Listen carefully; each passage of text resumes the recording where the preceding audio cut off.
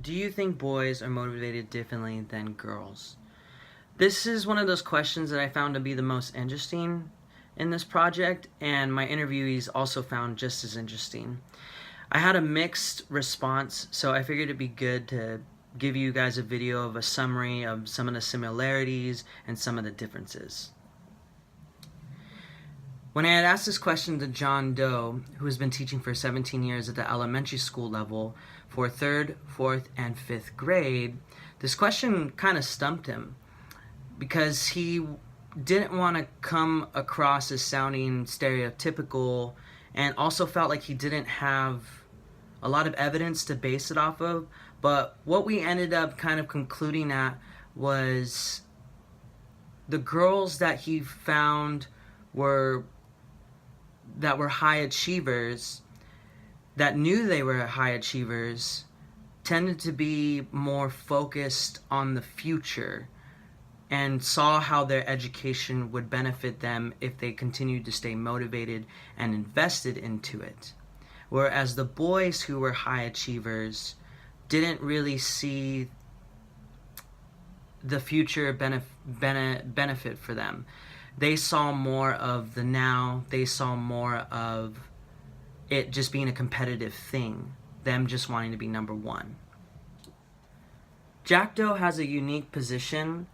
She is a K through 5th music specialist and has been teaching for 5 years. Now, opposed to John Doe, who has his students all the time, every day, same grade, she will see a certain grade for 30 minutes and then cycle them out for a different age and a different group. And then it won't be another week or two till she sees that, till she goes through that cycle again.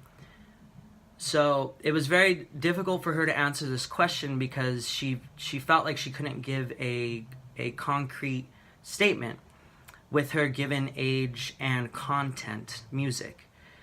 But she did speculate that you could probably tell a lot easier if boys are motivated differently than girls if you have them all the time. And she also speculated that she can see them being motivated differently as they got older into junior high or high school.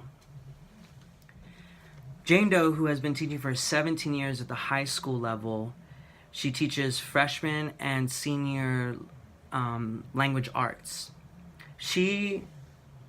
Her answer confirmed what Jack Doe has said about boys and girls becoming motivated differently as they get older. Right off the back, when I asked her the question, do you think boys are motivated differently than girls? She said, absolutely.